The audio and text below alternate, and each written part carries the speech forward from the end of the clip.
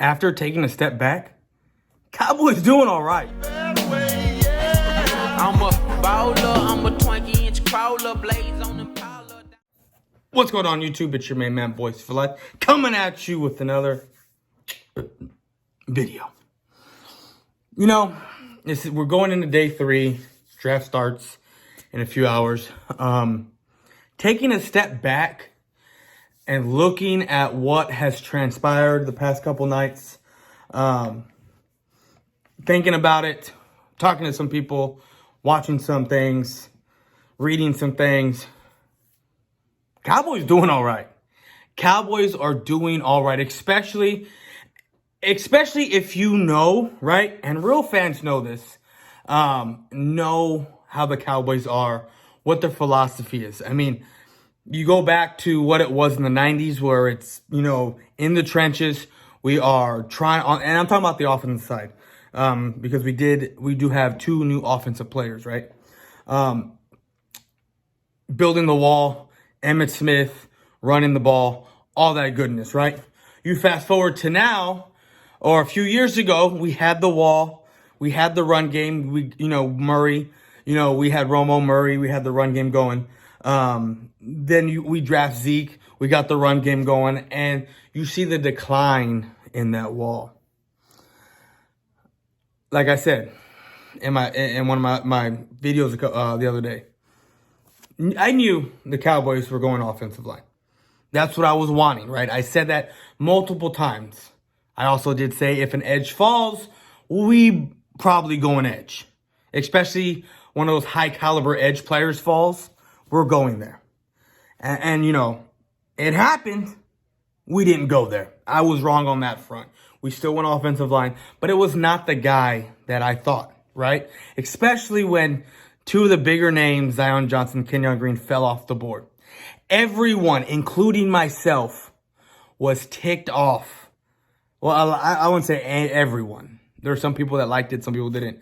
But for me, I was upset because I wanted, for years, it's been, the offense is okay, we need to fix the defense. And it seems like we did fix the defense, bringing in Dan Quinn, bringing this new system. Michael Parsons, elevated everyone. Can't really say much for Tank because he was out for eight games. But when you have premier edge rushers, Karlaftis, Jermaine Johnson sitting there, that can help benefit that offensive line. Odigizua, Gallimore, Tank, Armstrong, can help in that line. I mean, even though he's an edge, can help in that linebacker core because you'll keep Parsons there. You'll be able to keep Parsons there and also let him roam when you bring in Jabril Cox. You got LVE. If you were to have that edge, right? I get it. We got Dante Fowler, but we went with Tyler Smith. And taking a look at Tyler Smith, I mean, this is a good pick. I mean, we may not think so right now because he is a little bit of a project, and I'm tired of the projects in the first round, right? People might say this is a reach. Some people might say this is a great pickup. Like I said, I'm taking a step back, and I do think it's a great pickup. You got over 320 pounds, more than likely going to play that guard position, right? And transition him into the tackle position whenever Tyron Smith is gone. And I don't mean like retires. I mean, we know he's going to miss at least 6 games. He's been doing it for the past 5 years, right? 4 to 6 games a year, right? That's what he's been doing. So adding that piece there helps out the offensive line tremendously, especially when you have over 600 and almost 650 pounds on that left side, having Zeke and Tony run through. And looking at Tyler Smith, this dude can move bodies. He is a great run blocker. A little iffy on the pass, right? Has trouble kicking his leg out against faster defenders. But when it comes to run blocking, what you need on the tackle side, right? But you really don't need to do that at the guard position, right? So moving this guy to guard is going to help out this line tremendously. It may even help out Tyron Smith play better because he's going to have someone comfortable to play next to, as my boy Cowboys Corner pointed out. So I am excited about this pick. Moving on to day 2, Sam Williams. You saw my reaction video. I wasn't, like I've said before, like I said, in the live last night and to other people, when it comes to Sam Williams, great player, 12.5 sacks last season at Ole Miss, half a sack behind Adrian Hutchinson, right? Coming out of JUCO, 17 sacks. Coming out of JUCO, I want to say he had like 2 forced fumbles last year, like 5 tackles for loss, something like that. I'll put it up right here so everyone can see, comparing him to Adrian Hutchinson. And I get it. People are going to make the comparison to Taco. Like we said the same thing about Taco, putting measurables up, numbers up against the more elite pass rushers. But the difference is we didn't have Dan Quinn. We have Dan Quinn. The only thing with Sam Williams is he's a little bit tight, right? He's a little bit more stiff in the lower region in the hips. We like our edge rushers to be a little bit more flexible. He's not. That's going to need some work, which he'll get at this level, and also put on a little bit more strength, right? Because we've seen him get pushed around by bigger body offensive linemen, but he's quick. He ran like a 4.45 40. He's fast. So he's powerful, right, in his upper body. So you take his strength with his speed, right, and you hone his skills, he's going to be just fine. This is another great pickup for Dallas, especially in this system that we have for the defense side of the ball. Definitely will help out, right? Definitely will help out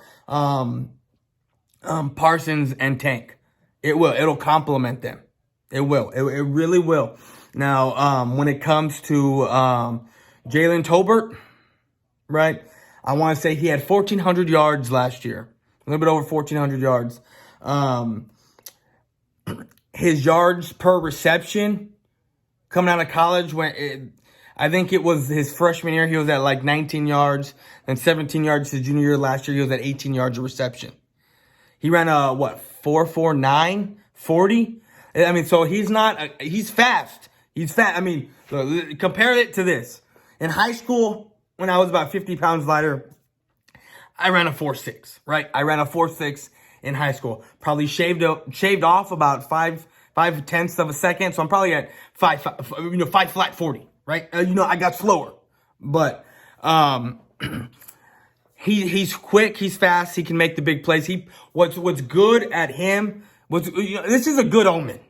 3rd round, 88th pick, right? You know who wears 88? You know the legendary numbers of the legendary guys that wear 88, right? We take a wide receiver, right? Plays every position that the wide receiver can play.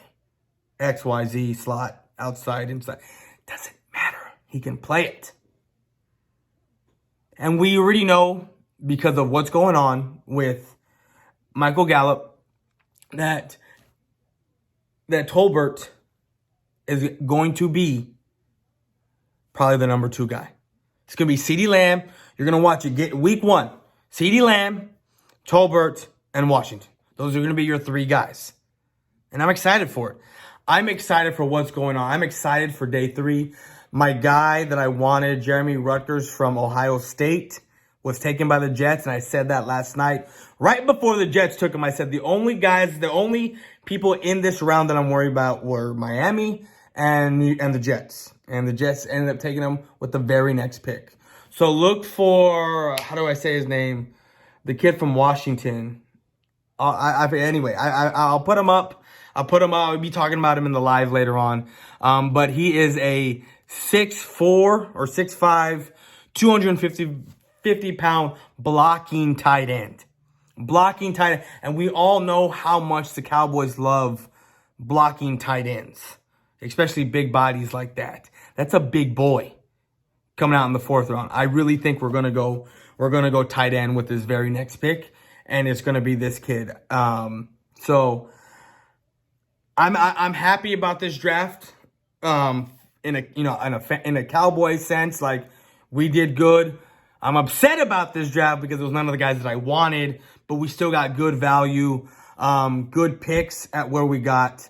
I think this is the first time that's going to happen in a long time that the Cowboys are going to be, again, NFC East champs. We're going to repeat as champs. Write